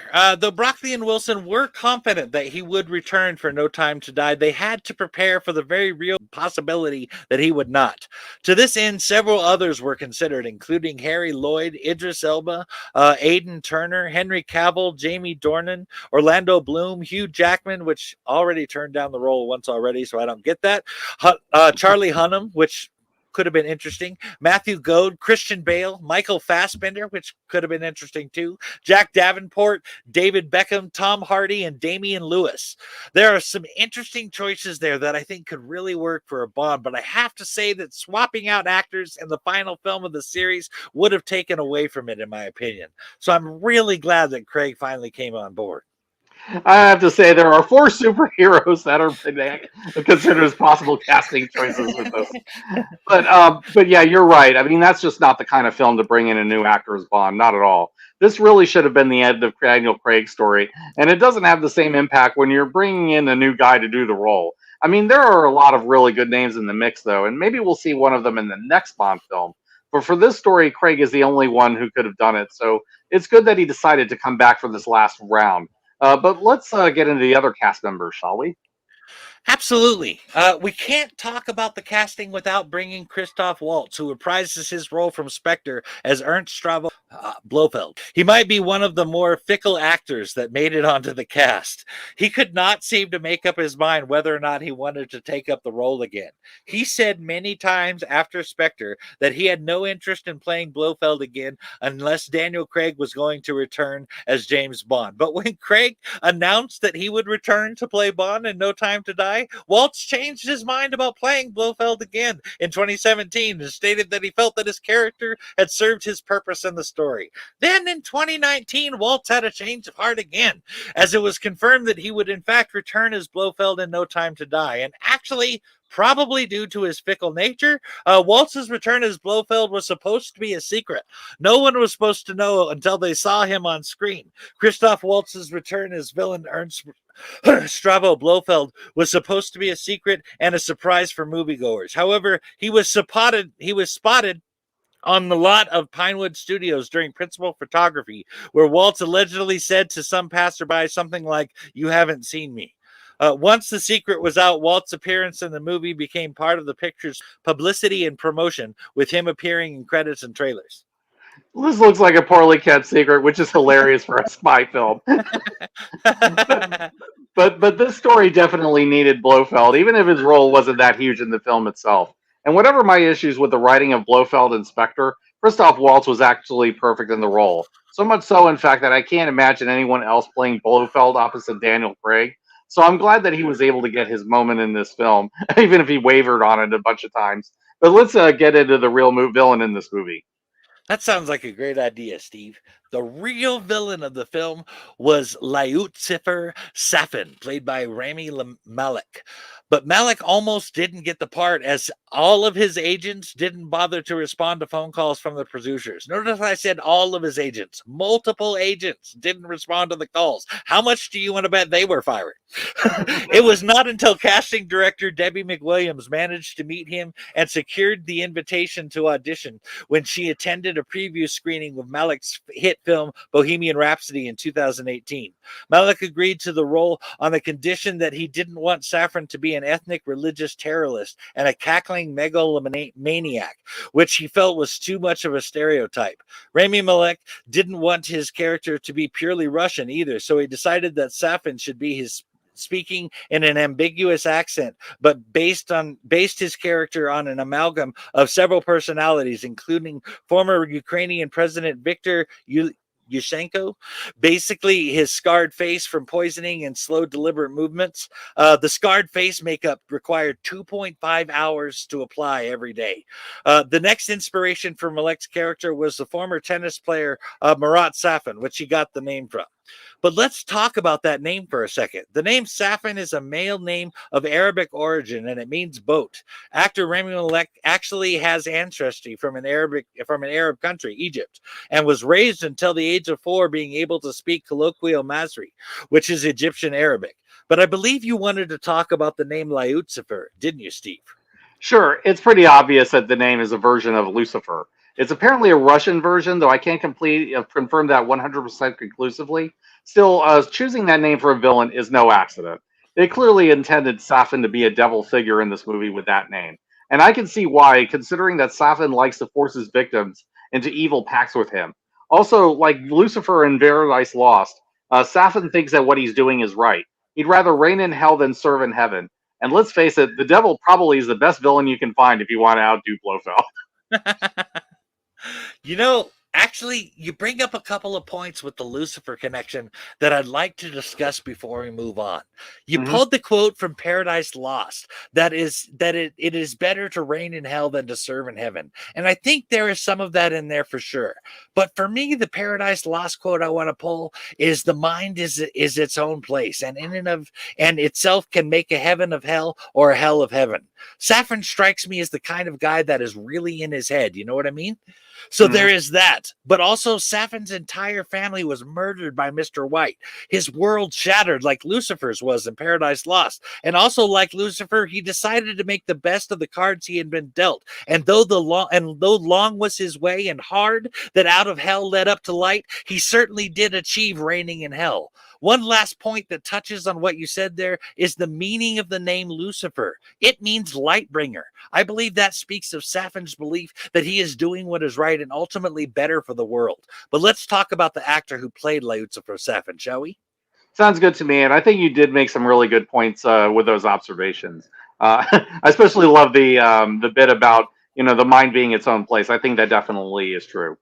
So I do want to talk about Rami Malek for a little bit, though, because he's an actor that shot up quickly to big roles in recent years, including this one.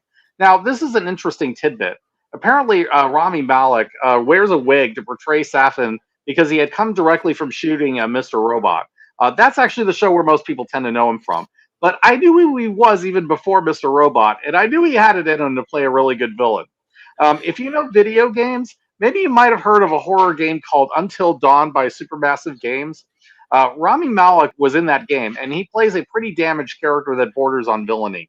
He starts off as one of the kids in the mountain lodge that the kids stay at, and then he gradually loses his mind. And it's implied that in one of the endings that he gets taken over by the monster in the game. So I knew that Rami Malek was a good actor out of the gate, but he does a really good job of showing how cool and ruthless Safin is. And you need an actor of that caliber if you want a villain who can convincingly take out a guy like Blofeld. I think he was a good choice for Safin, and Malek really gets really creepy at times. But there's one other new addition you wanted to talk about, right? There is. Lashana Lynch came on to play Nomi, the agent who entered active service sometime after Bond's retirement and was assigned the double O number. Lynch hoped that her character would bring a new layer of relatability to the world of espionage, saying that when you're dealing with a franchise that has been slick for so many years, I wanted to throw a human spin on it, to deal with anxiety and be someone who's figuring it out, completely on her toes. But here's the funny thing.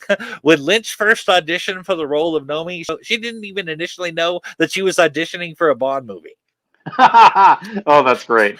I will say though, I'm not sure she succeeded in her goal because let's face it, this character is difficult to like for a good chunk of the film. At the same time, the Nomi character sees some real growth later on too.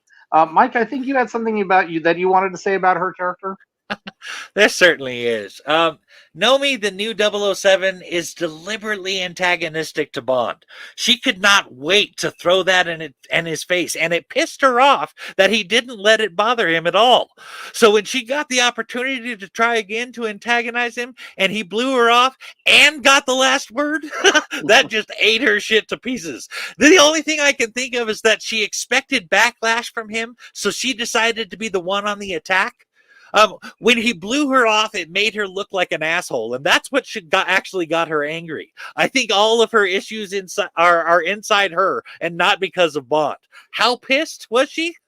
She told Moneypenny rather angrily that she understood why Moneypenny had shot him. Again, looking for some kind of validation for her preemptive feelings.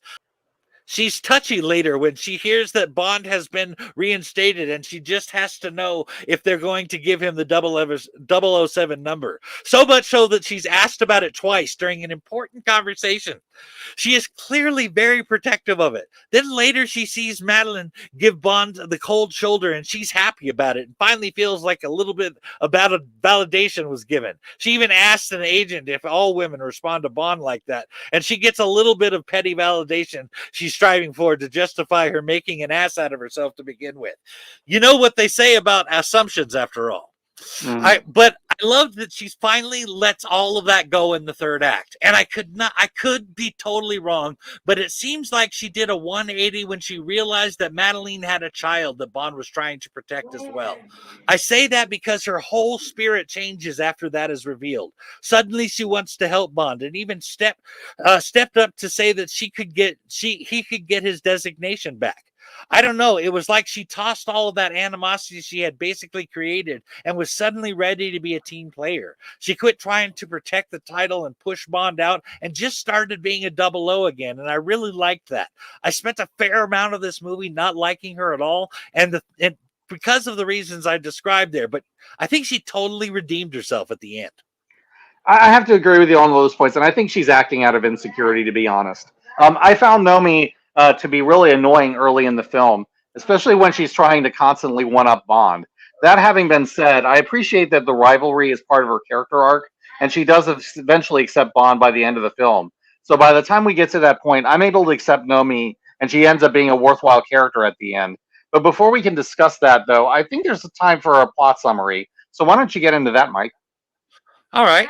So a story synopsis for No Time to Die would go like this. After a flashback to Madeline's childhood and an attack on her family home involving the death of her mother in lieu of her father, in which the masked assassin Saffron spares her life, Bond and Madeline are enjoying a new life in Italy. Bond visits Vesper Lynd's family tomb to say his final goodbyes, but is set upon by Spectre agents led by the henchman Primo. The pair escape in Aston Martin DB5. Bond believes that Madeline has betrayed him, and they part ways. In London, Spectre attacks again, destroying a laboratory that is developing and devastating a bioweapon called Heracles, and kidnapping its chief scientist, Valdo Arbruchev. In the wake of the attack, Felix Leiter visits Bond in Jamaica and asks for his help. Bond sails to Cuba, where he and CIA agent Paloma witness Heracles kill a gathering of Spectre agents. Bond beats the new 00 agent to the capture of Abruchev and delivers him to the Felix out at sea. The rogue CIA agent Logan Ash betrays them, killing Felix.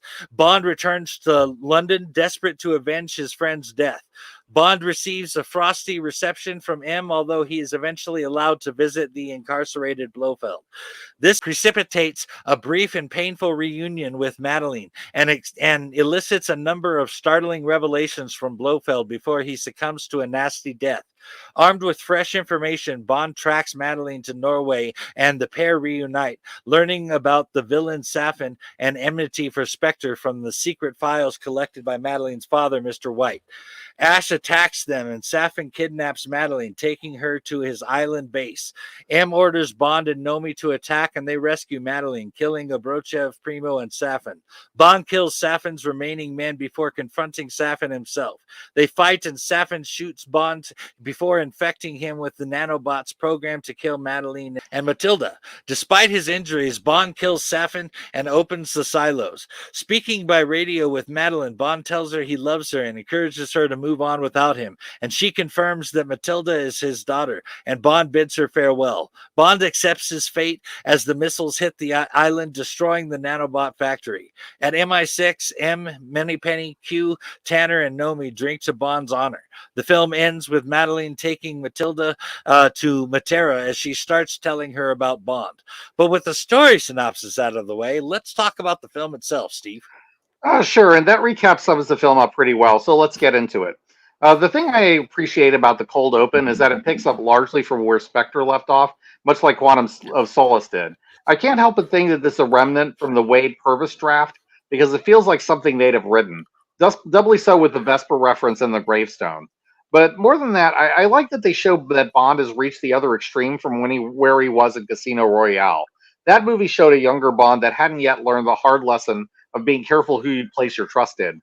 But this is an older Bond, a Bond who's gotten so hard and cynical that he can't truly trust anyone, no matter how hard she's proven herself. He's so afraid of the betrayal and heartbreak that he got when Vesper turned on him that he'd rather fire the opening shot first. The problem with that is, as we see with Madeline, that he ends up hurting an innocent person out of his own sense of suspicion. So Bond ends up creating the very tragedy that he wanted to avoid, not to mention causing trouble for Madeline and their daughter. I can't help but wonder what would have happened if Madeline had been more open with her secrets, or if Bond had been more inclined to listen and forgive. Because a lot of what goes wrong later is a consequence of Bond's decision to leave Madeline on the train, a decision that Bond ends up regretting hard.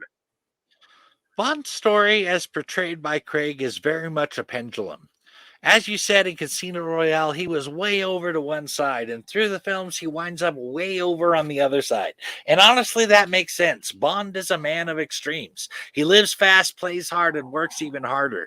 But while it makes sense, the healthiest place to be on the pendulum is in the center, emotionally and intellectually speaking. And Bond just never seems to land there. At the same time, I think we can all see what he was thinking and feeling along the way. His choices are understandable. I mean, if you detach yourself from the situation in Matera, it would be hard to come up with another possibility for how Spectre knew that he was at the tomb and what he was doing there, especially when you paint that brush with his experience with Vesper Lind. I believe that Bond does have his regrets, but I also believe that there are very few of them he would take back. This is true, although he does ultimately admit that leaving Madeline on the train is one of them. But let's move on. It's always interesting how MI6 keeps dangerous and dirty secrets, and how that always comes back to bite them. When Judi Dench was M, there was even some of this. However, it hits a whole new level when it turns out that Gareth Mallory had commissioned a nano weapon that is later perverted into a weapon of mass destruction. While one can understand where M's heart was in that decision, I mean, the desire to save lives without putting innocent people at risk, the end result of that was disastrous. But the problem with these kinds of science projects is that the people behind them don't think of the unintended consequences of those decisions. And in this case, it backfires badly on M, and it ends up being the end of James as well. But it raises an interesting ethical question. Mike, what did you think of M's decision? And is there any way of avoiding situations like that one where a Safin can use a technology designed to limit harm? Um, I totally get what M was going for, and on paper, as you said, it sounds great. but I feel like some rudimentary digging could have unveiled the dangers at hand. Even if they were able to keep the weapon entirely secure and no one was able to get to their facilities, which is highly unlikely. Once they use their weapon, it can be reverse engineered by the survivors. Even those who might not take part in such a crime might be willing to hand over data or work on a project for the right amount of money. But quite simply, the problem with or without that weapon is going to be people. However, I'm not suggesting Skynet either. I guess in the simplest terms, any weapon one has can be taken from them and turned on them. And you always have to factor into the calculations that there are some people who just like to watch the world burn. I mean, do you honestly think that when Einstein came up with E equals MC squared, he had any idea that it would once be used to eventually help make the atomic bomb? Yeah, I doubt that. But speaking of men who want to watch the world burn, let's talk about one of them. Safin is an extremely creepy villain, and he's up there with Silva in terms of creepiness at times. I mean, he exploits people's weaknesses and uses them to get what he wants. I mean, he's at his creepiest when he holds Madeline's daughter hostage and forcibly separates her from her mother. And keep in mind, this child is innocent, and he's only even in that situation because of who her parents are. Oh, that scene was particularly difficult for me to watch. Being the father of two daughters, it was really easy to put myself in that situation. Both Madeline and her child Matilda are in danger, and that means that Madeline is both simultaneously in full on protection mode and helpless at the same time. Having to realize that her daughter was actually safer in Safin's hands because he and or his men would kill them both if she did not was a hard decision. And I think that Leo Seydoux really played that scene well because all of that came across. But I believe you had more to say there, so please go on. It was a painful scene to watch, and it is very well acted. I agree. At the same time, Safin is very much an example of a villain being the hero of his own story. I mean, he's not wrong about Blofeld and Spectre, for example. One could even argue Safin does a good thing in taking Spectre out of play and killing Blofeld, but he's so cold-blooded, so ruthless, and so certain of his own actions that he becomes as bad of a monster as Blofeld. Safin is unsettlingly calm and totally believes himself that he's a hero, a better James Bond, that he's truly right without questioning what he's doing. I mean, he even goes so far as to say that he made Bond redundant. But in practice, he's just a sociopathic mass murderer who's deluded himself into thinking that he's the hero of the piece. You know, I'm sure that there are people out there that are exceptions to this rule, and I and know that they are evil and just revel in the whole thing. However, I believe that the average person needs to convince themselves that they are called by a higher purpose, that there is some greater morality or ideal that they're fighting for in order to become a villain, especially one as detestable as Safin. So it totally makes sense to me that he would feel justified in what he does, because that's how you sleep at night. With the right reasoning and from a certain perspective, he can see what he's doing as the greater good. But I believe you had some more to go into in regarding what Safin does, don't you, Steve? Good as a point of view, Anakin. But but yes, indeed, I do. Safin establishes his threat by eliminating Blofeld early in the film, so let's get into that. The scene between Bond and Blofeld is a really great moment. You can tell the Bond writers really love these kinds of interrogation scenes because you get so many of them. But this one plays just a little bit differently. Bond goes in assuming that Blofeld is up to something, and I couldn't help but wonder just if he was either. But I think Blofeld was getting exactly what he wanted just by being in that prison. Literally, no one could get to Blofeld except for Madeline, which made it harder for anyone to infect him with the nanovirus. In the meantime, he gets to run his whole organization out of Belmarsh and toy with Bond when it suits him. It's actually a pretty sweet setup if he could get it. Although I do have to ask you this, Mike, how much do you think Blofeld actually knew about Safin and what he was doing? And I'll take it a step further. Did Blofeld know that Madeline was compromised by Safin? How much of what Blofeld did was intentional and according to plan, and how much of it was Blofeld underestimating Safin? Because we've seen the next level planning that Blofeld is capable of, and what he does here is either really clever or a bit subpar compared to his usual thinking. I'm just curious as to whether I'm reading too much into this because I expect a brilliant plan from him, or if there's more to it than we're expected to believe. But did you have any thoughts on it? Well, That's a bit of a tricky question. On the one hand, Blofeld was running all of Spectre, and as Spectre is like the man behind the curtain, I would think that he knew a lot. At the same time, Blofeld and his precious Spectre are gathered into one place and taken out in one foul swoop by Safin. It would seem that for all of Blofeld's power and length of arms, Safin outmatched him in every way. I'm guessing that Blofeld had to be aware of him, but I think you're right about there having to be an underestimation of his ability to be defeated and knocked down from such a lofty perch. But I believe you had a bit of trivia for us, Steve. Why, yes, I do have an interesting bit of trivia to add. The official launch of No Time to Die took place at GoldenEye in Jamaica, best known as Ian Fleming's former home. Also, the inspiration for the movie GoldenEye, which was the first Pierce Brosnan film. And because it's a Bond film, part of No Time to Die is set in Jamaica. It's also Bond going full circle. Dr. No was set largely in Jamaica, and it makes sense for Bond to end there as well. So art imitates life and moves around in a nice little circle. Not a huge item, but just interesting to see and certainly dramatically appropriate. That is very cool, actually, and I do have one small bit of trivia to add myself before we go into our closing thoughts on the film. The stunt team used 8,400 gallons of fizzy drink on the streets of Matera in order to make the surfaces more sticky for the car and bike chases.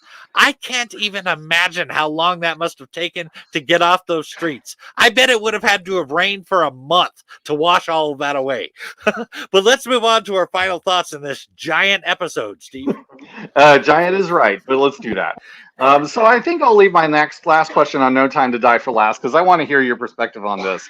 So James Bond has faced death so many times that I've lost count. He's also a man who has been presumed dead by the world so many times that it's a running joke. It's safe to say that he has a real talent for cheating death, much like Jim Kirk does. So when I first saw the ending of No Time to Die, my first gut response was not to believe it. I mean, sure, this is the end of Daniel Craig's Bond, and we'll probably never see him in that role again. And I hope we never see Craig in and never say never again type of return to the role because he just goes out in a blaze of glory in this film. I don't want to diminish any of that because this is a well-written death, and I think this is a perfect way to leave Daniel Craig's version of Bond. At the same time, this is James Bond we're talking about. This dude dies and comes back from death more often than Jean Grey, and there was never a body found anywhere.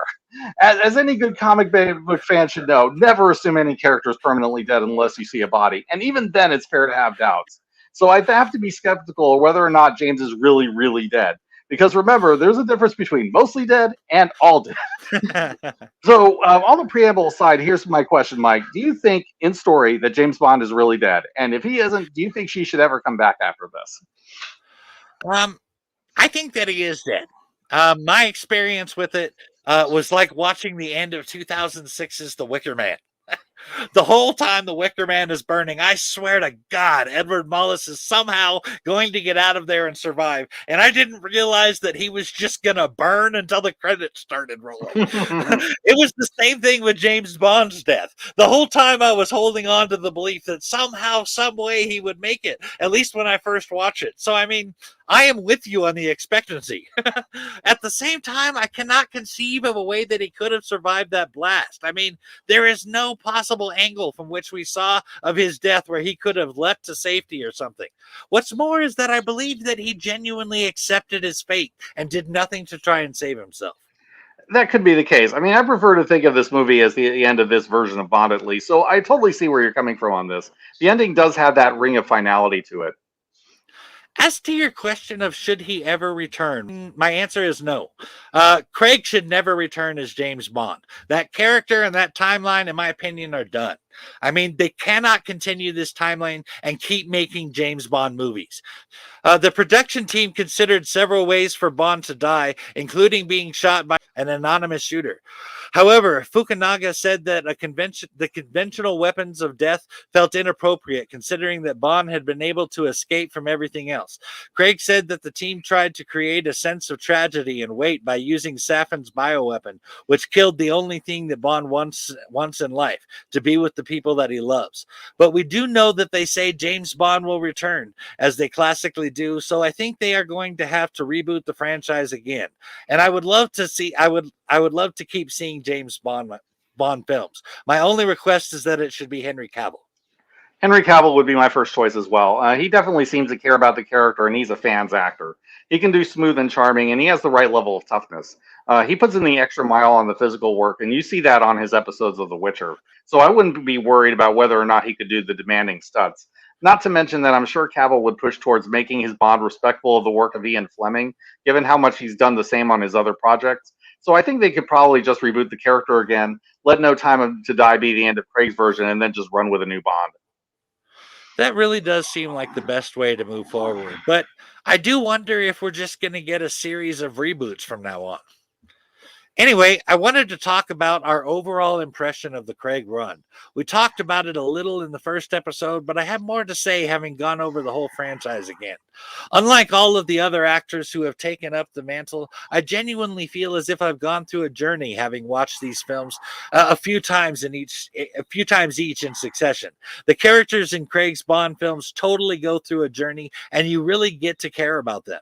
So much so that when M dies in Skyfall, I mean, I guess I can't speak for everyone on this, but I totally felt that having seen her in the role through 7 films, but not just long-standing characters. I love this version of Felix Leiter. Out of all of them I have seen, he is my favorite. His death in No Time to Die was shocking when I first saw it, and I still get bummed when I see him die.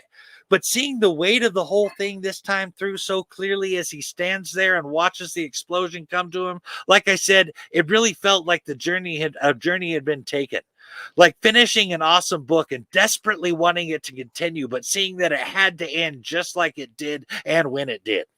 Yeah, I generally feel the same way about the Craig films. I always thought this was a good to great era for Bond, but on revisiting these movies, I keep seeing more than I found there originally. The depth of these stories goes beyond anything we've talked about in most of the older Bond films. The fact that we had to go for a two-part episode on the Craig run and still went this long ought to tell you something there.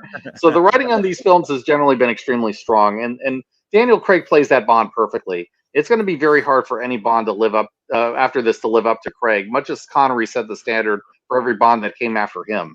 It's been very much a renaissance for Bond and an era I'll be going back to regularly.